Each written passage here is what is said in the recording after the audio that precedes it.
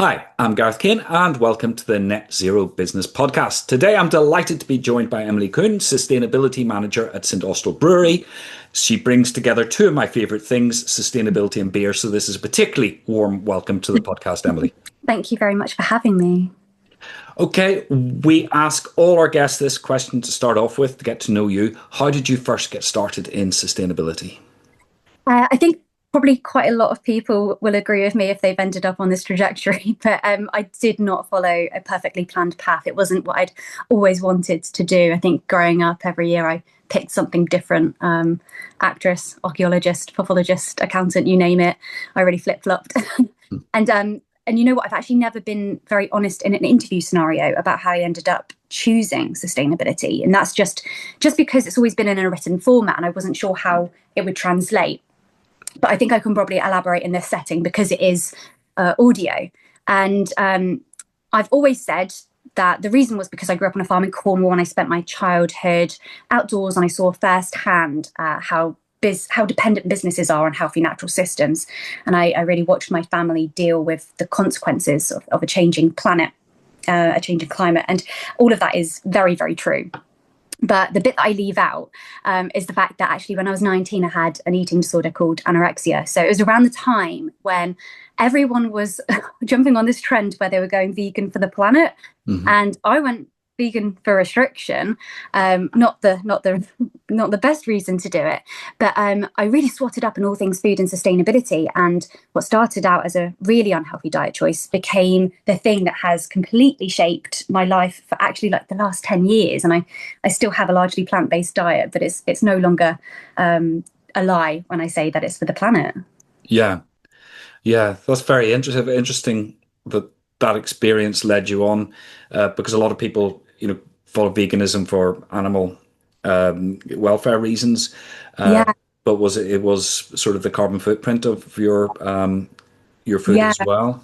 Yeah, absolutely. Like I said, I grew up on a farm, so I've always been around. I used to eat beef probably 3 times a day growing up. It was basically my entire diet was meat. So I've never really had an issue with the concept of eating meat. My issue became how it was produced. Yeah. Yeah. Right. And then how did that leapfrog into a professional career? Well, at the time, I was already doing a degree in business and economics. So when it came to choosing my master's degree, I was like, I need to do something related to sustainability. So I chose an MBA in sustainability based at this Swiss school, because that's where I was living at the time. I was living in Davos in the Swiss Alps. And I always knew my focus was going to be on food. So when I started to try and find my first role, I found a consultancy based in the UK during COVID that would take me on as a remote worker. And I was with them for 3 years before eventually moving in-house at St Austell. And I think what attracted me to St Austell, is that I grew up here. So a big connection with place and with the business because of that. I grew up going to their pubs. But I think it was just that sustainability really wasn't an add-on. It's, brewing depends on water and agriculture and energy, and thriving local communities and hospitality depends on the places that people actually want to visit. So it's really a business where doing sustainability well genuinely strengthens the business, and it isn't in competition with it. Yeah. I also just love pubs. Pubs. I think they've probably got a really key role in dealing with today's great scarcity, which is obviously connection. So it's a good thing to spend my days doing. And St Austell seems particularly aware of its place.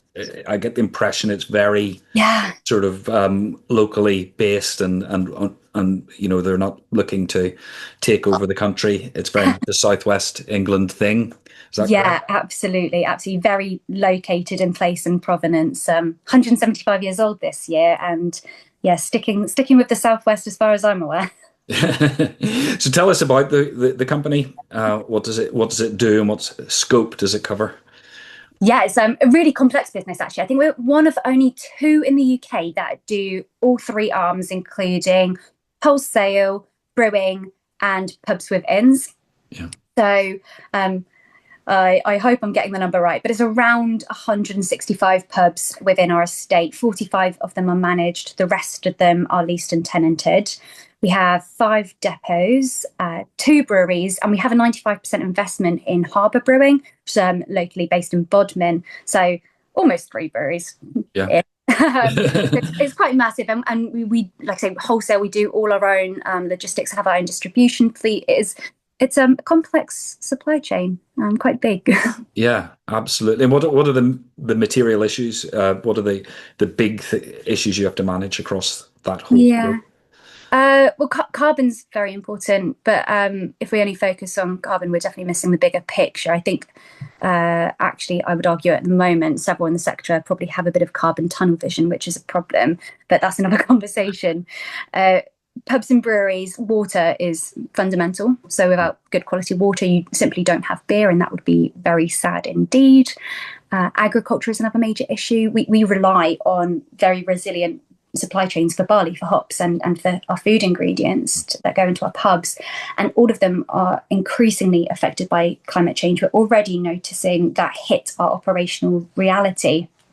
And then you've got energy, which is a really big challenge because brewing is so energy intense. Actually, 50% of our energy use in the year sits within our 2 breweries, while the other 50% sits across the 45 pubs.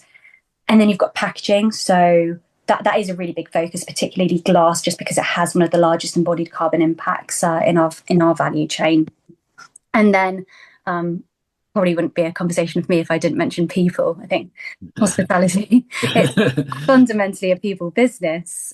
So, supporting colleagues, working with suppliers, and helping our business partners in our leased and tenanted estate just become more resilient is just as important as reducing our environmental impacts.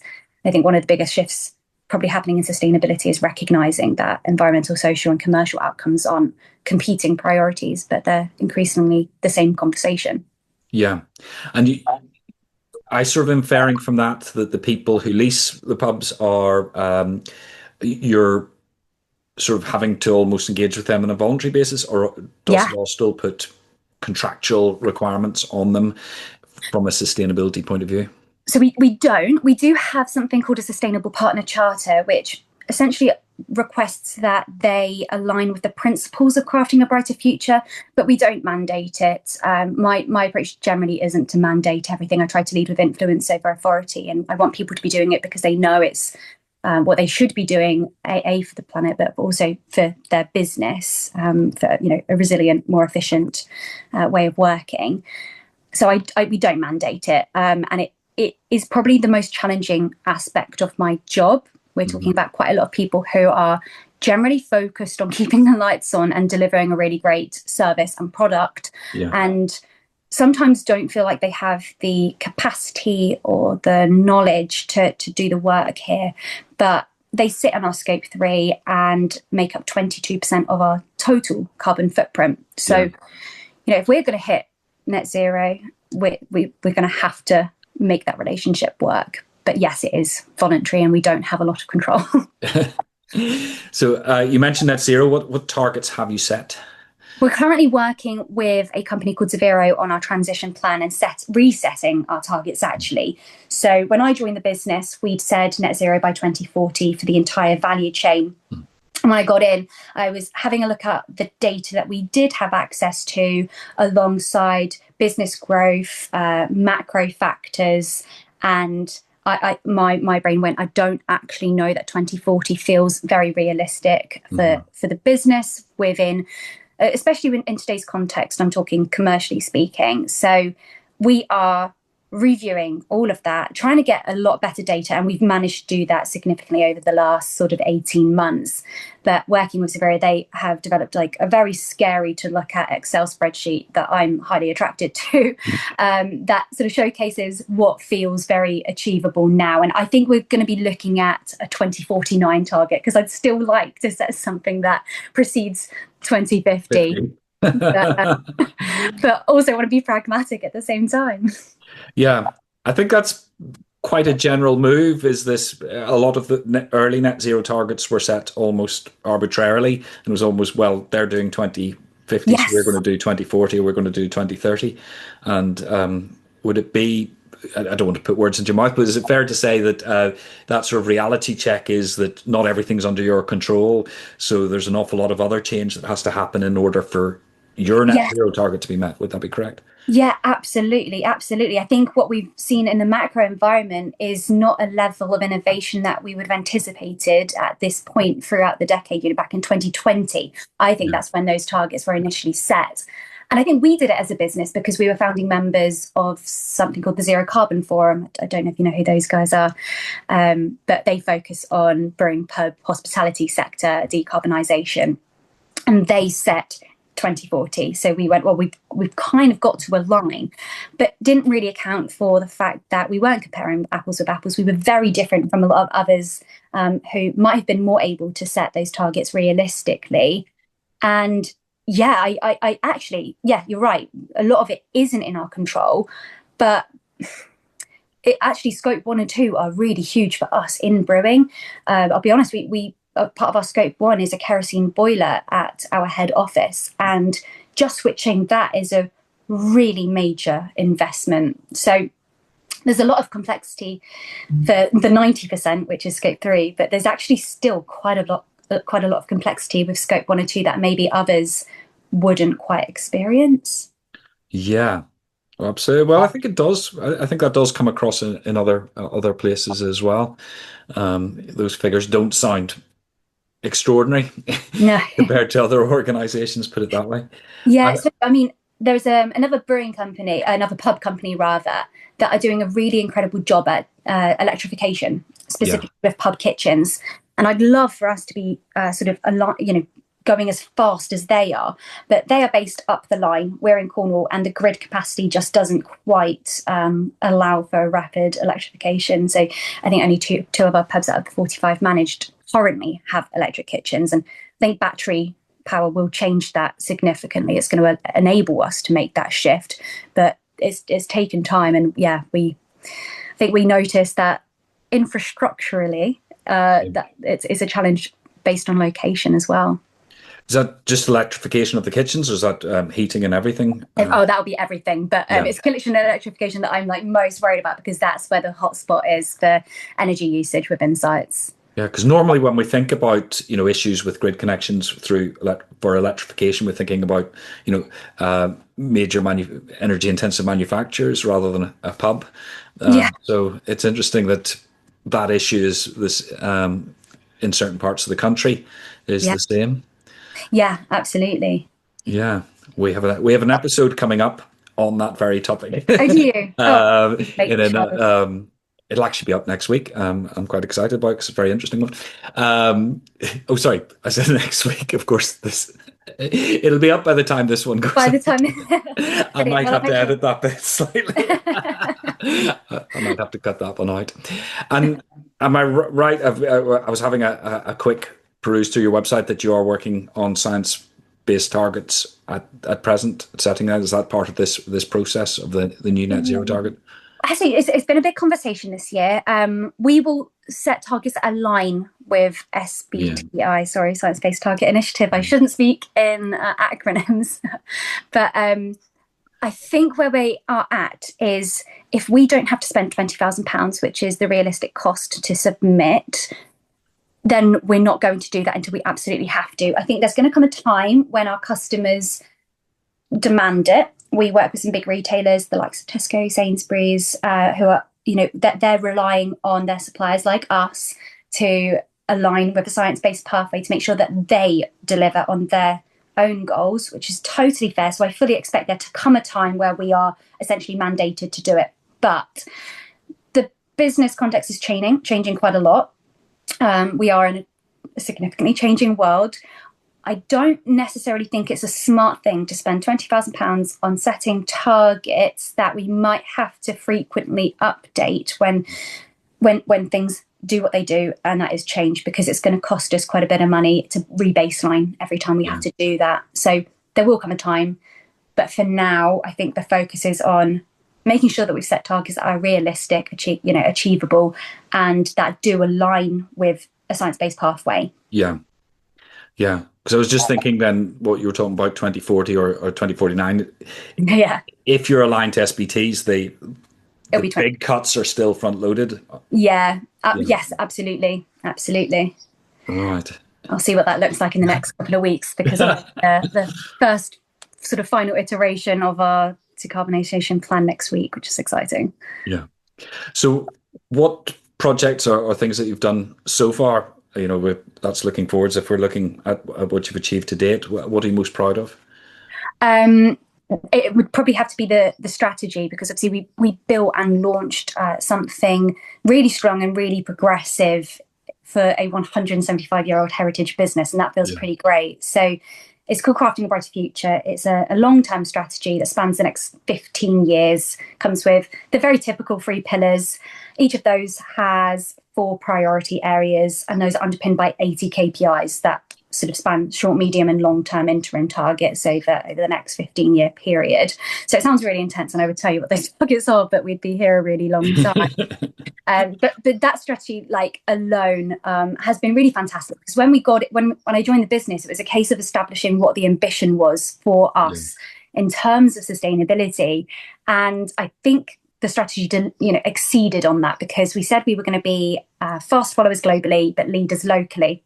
Yeah. But we've actually won Best Sustainable Pub Company at the Pubcon Awards this year, and that positions us as a national leader in the space. So it's really great to have formal recognition that we're on track and that what we're doing is best practice. That's one thing. I think the other thing is a very simple project, but it was operation segregation. And I know you've seen my TED talk, so I spoke about that one in that talk. It was a really great example of how practical sustainability really works. We made recycling very simple through updating our bin infrastructure and clearer communication. And we've really significantly reduced our general waste. So over 50% in 2 years, which is quite significant. And it sounds so simple, but do you know what?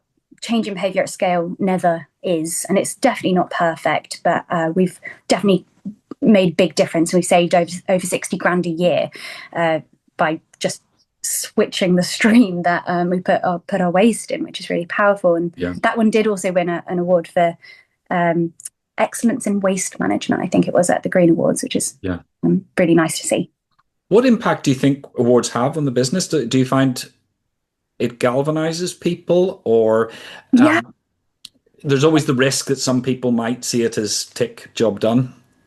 My thing was that, okay, we've got this title as being the best sustainable pub company. We've got a lot to live up to now. We've got to keep going. It's actually maybe more important now than ever that we deliver. So I don't think I think it makes it speed up even more. It's great that they're nice to see, and it's great to know that what we're doing is considered best practice. But what actually lands with people is consistency, and that goes internally and externally. That is what our teams see in terms of decision making and action on the day to day that will actually drive the needle going forward, not a trophy sat on a shelf. Yeah. Well, it's I didn't want to give my answer because the organization that I was involved with at the time that won an award, a national award, I was worried everything would stop, and actually it galvanized people. So it is. Yeah. I agree with, but it is. I think it takes a little bit of skill to make sure that's creates momentum rather than gets people to sit back and put their feet up. Yeah, 100%. They want to do it again as well. They're like, wow, we've done it once, we can do it again. But that means going bigger and going better each time. I think it does. You're right. It does galvanize action. Yeah, fantastic. You mentioned your TEDx talk, and this is something I'm really interested in digging into because I thought it was excellent. Highly recommend it. I'll put a link in the show notes to it. But a lot of it was you attacking the phrase soft skills. So perhaps you could explain your thesis. Sure. It's funny that you say I attack it, because when I was planning the talk, I was tossing between rejecting the term entirely or trying to reclaim it, because that's something that people often do. They go like, no, I'm going to take that word and I'm going to reclaim it in this positive life. But I settled on rejection because I just think soft isn't the right word to describe what our Excuse my French if I'm not allowed to swear on here, but pretty badass skills. That's not swearing. Isn't it? No, we beat proper swear words, but you'll get away with Thank you. that. So yeah, I basically postulated that soft skills is one of the most misleading phrases in business, and I think we use it typically to describe things like empathy, listening, communication, collaboration, and relationship building. But I think calling those things soft makes them sound like they're optional and like they're nice to have until the real work happens. Yeah. But I actually think the opposite is true. So, climate change isn't going to wait for another spreadsheet or another target to be set. And we know, broadly speaking, what we need to do. We know how to change the trajectory that we're on. The challenge isn't, technical. It's people. It's getting to people to move with us, and that means the human side of leadership isn't soft at all. It's actually the mechanism which makes change happen, and that's completely shaped, I think, how I approach change management in my role, because I don't have authority. I am sat in the middle, sort of middle management pack. I can't demand change as much as I would like to. So I really had to lean into influence. And I never start with, say, carbon, and I try not to start with acronyms or telling people what they're doing wrong, but really just trying to understand what matters to them, just by asking questions. What are they trying to achieve? What's getting in the way? What would make all of this much easier? And I think once people feel listened to, included, and trusted, they don't feel like change is being done to them. And I guess they become part of creating it. And that's what turns the tide when it comes to igniting culture change, which is so important in this space. And I think one of my favorite quotes is that people support the change that they help to create. So I guess that's the philosophy that I try to work by, not by trying to persuade people, but to create the conditions where they can be part of the change. And I've definitely seen how that works firsthand, whether that's reducing waste by over 100 tons in a year through a behaviour change project, or creating a strategy that over 2,000 people can now call their own and sort of live and breathe each day. And none of that happened because I had authority, because I really, as I say, I really don't. And I think we all have the power to influence. So it's not a case of having a fancy title, sitting at the top of the food chain. It's just having the courage to use that influence. Yeah. Well, you're preaching to the choir here, because I agree completely. But I hadn't thought about the phraseology of soft skills before. Sure. What it means. And I happened to be discussing this with a group of fellow professionals yesterday, all of whom were women. And I postulated to them, is this a sexist thing that it's called soft skills, that hard, macho management, captains of industry, blah, blah, blah, blah, blah, blah, lunches for wimps type management is regarded as hard, whereas this ability to get people to change what they're doing is seen as soft. So do you think there's an element of sexism in Yeah, that? absolutely. Absolutely. Actually, the TED Talk was at TEDx Portown Women. So it was very much a day rooted in feminism. And I tried not to make the talk about feminism, but rather climate leadership. But I did definitely nod to the fact that it is typically women who sort of demonstrate those skills that have been labelled soft, just because it's historically and traditionally the kind of skills that we have and embody and are very good at. And yeah, that labelling of them as soft does diminish their value and their importance. And so there's definitely an element of, I guess it's a little bit rooted in patriarchy, isn't it? Yeah. Yeah, well, that was the consensus amongst the women I was talking to yesterday about it, and it really did make me think, because personally, if anybody asks me the most influential book in my sustainability career, I usually list some psychology books, because Okay. the actual process of getting people to do something different, Yeah. and the method I use, actually the one you describe, which is co-creating with people, Yes. so that it's not done to them and it's their Yeah. idea and their project, moving forward. And of course, you get the inside of their brain, which usually understands the situation more than an outsider anyway. Absolutely. Well, yeah, do you know what? That is definitely the case because, I can't be an expert on everything when it Yeah. comes to, say, sustainability in brewing. I'm not a brewer. So I have to go to our brewers and have this conversation and they, say that, okay, climate change is something that we need to be dealing with. The way that we do that is through improving our approach to water use and energy use. How do you see us being able to do that through this particular process for your role? And they always have incredible ideas. And yeah, so I'm learning from them as much as they're learning from me. And it is a case of co-creating, because if it was down to me to tell them what to do, we probably wouldn't get very far very quickly at all. Fantastic. And yet you have 81 KPIs, so you obviously like a spreadsheet as well. I do like a spreadsheet. I do like a spreadsheet very much, but it's, I like the data, but not everyone does. And it's not data that changes behavior, is it? It's the stories that data tells you. That's what changes hearts and minds. And yeah, and again, when it comes to storytelling, that's very much something that you do well if you are good when it comes to these soft skills. I feel like we need to come up with a new name for them now, because I always end up putting these inverted quotation marks around soft when I use it, because I feel like we probably do need to coin a new phrase to sort of to have those sit under. I don't know what that looks like. Well, change management sounds a bit as if you're just monitoring it. That's what I tend to default to, but it's not. If you want to be more macho, you could call it driving change or something. Yeah. Yeah, I don't know if you can come up with what did I say, Ali? Badass. If you can come up with a badass description for those soft skills, then by all means. Yeah, but it's a very interesting.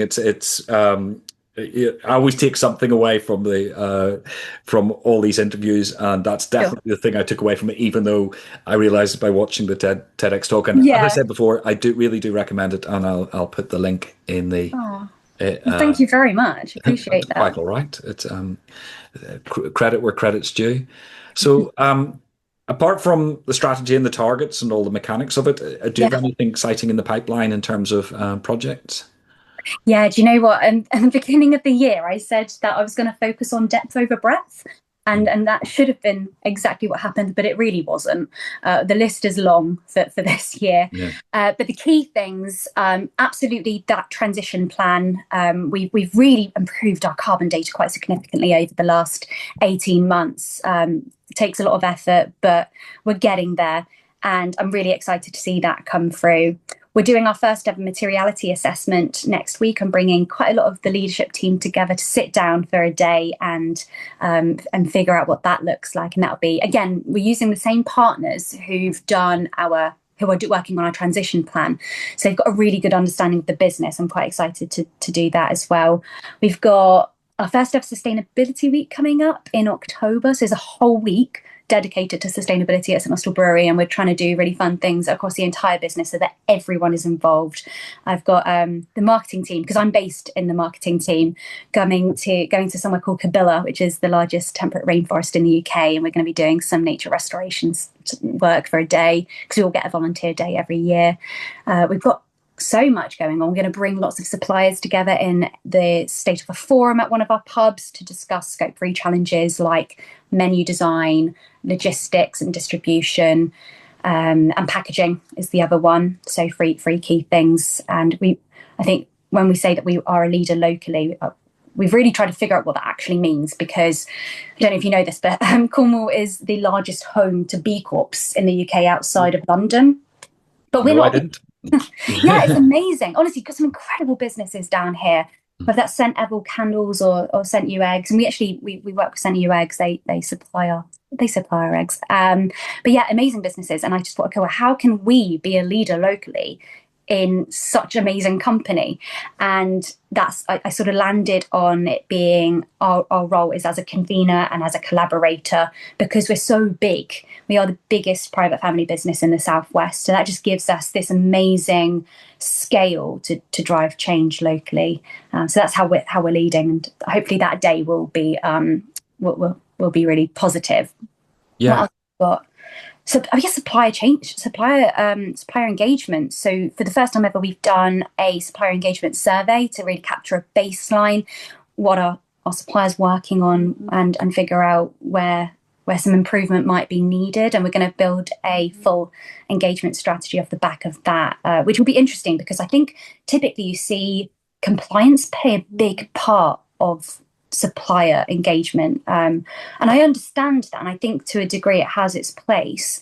But we definitely try to go along the relationship route and instead of policing them, really trying to work with them and partner with them and make this something that feels really achievable and not scare them off. I've my granddad is 83, and I always use this example because this is so wild. He was working with a large UK retailer for 20 plus years. And they started asking for all this data, and he was like, Emily, I cannot learn about this greenhouse gas protocol or carbon accounting. He said, I just need to feed my sheep and my cows. And so that relationship very quickly broke down and he had to go elsewhere. And the last thing that I would ever want is to lose really amazing suppliers that we've built relationships with over the last goodness knows how many years, just because we're forcing them into something they're not quite ready for. Yeah, it's an interesting point. And presumably a lot of those suppliers are local. Yeah, Yeah, yeah. yeah. 70% of our food ingredients come from the southwest. So, Yeah. and that's a number that we'll consistently try to improve, obviously, as much as is humanly possible. Not everything is something that you can grow in Cornwall, but yeah, we do our best. Give it time. Do you No, know that's sorry, that's a bit. Begin your wine and everything. Yeah, well, and we have some local wine Yeah. producers, yeah, based Bodmin area. I think they are the Camel Valley. Yeah. Yeah, it's wild. It struck me that when you were talking about data, is not only, well, the suppliers are, your traditional supply chain, but also all these 160 pubs. Yeah. That's it just suddenly hit me. That's a mind-boggling number of sites to Yes. be dealing with. So, what are the practicalities? You mentioned you had you'll have to remind me what it was called. You had something that the pub The owners signed up to. partner. Yeah, Yeah, yeah. but how does the rest of that management work? So, I mean, okay, in terms of our managed estate, and it's actually what's adds even more complexity is that every single site is very different, in terms of their location, their areas for opportunity and impact. So we've had to build a strategy that people can take and deliver in their context, because there really is no cookie cutter approach. But the things that we can do that's span the entire managed estate is, so we've updated everyone's job descriptions, 1,500 odd colleagues in that area of the business, to include sustainability. So we've made sustainability their job. They can't say that it's not. It quite literally is their job to do something as simple as turn the light off when they leave the room. And that's one thing. All general managers have access to a weekly data dashboard, and we pin them against each other. And if they don't care about climate, I'll tell you now, they really do care about sitting at the bottom of a leaderboard. So they're quite competitive, and they want to win. And they've got bonus related targets linked to their energy reduction targets, which is amazing. So there's some things that we can do really easily within our own estate, and that's gone incredibly well. Whether that's our waste initiative or what have you, it does become significantly more complicated in the leased and tenanted estate. There is I connect with them as much as possible. I am part of their induction process, so they always know what the strategy is, and I'm available for any support conversation that they need to have. But it is, it's hard to get them on board with action. There's an amazing trial that DESNZ are doing, Department for Energy Security and Net Zero. And they're working on that with Zero Carbon Forum, where they offer leased and tenanted estate business partners across, any pub company in the country, a free carbon footprint and support ongoing, where they look at your data and tell you where it's problematic and give you a plan for tackling it. And that's incredible. One of our business partners, who is probably my own personal hero, he runs 3 of our pubs, and he's been on that trial. And what's incredible is that when he said he was going on it, I thought, well, that's not going to work because you've done everything that I could possibly imagine you could do to improve your energy consumption. And even he has saved quite a bit of cash going on that trial. Yeah. So, yeah, the wins, I think they say £2,500 a year on average is what someone stands to gain or actually not waste, Yeah. which is really impressive. So I'm trying to get them sort of involved in that trial at the moment.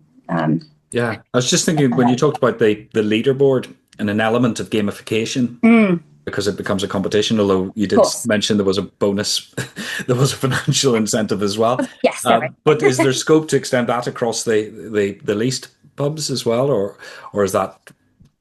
It's not a bad idea at all. Yeah. Yeah, I think the gentleman that I just spoke to, his name's Mark, he might he might be in good stead to sit at the top of that leaderboard.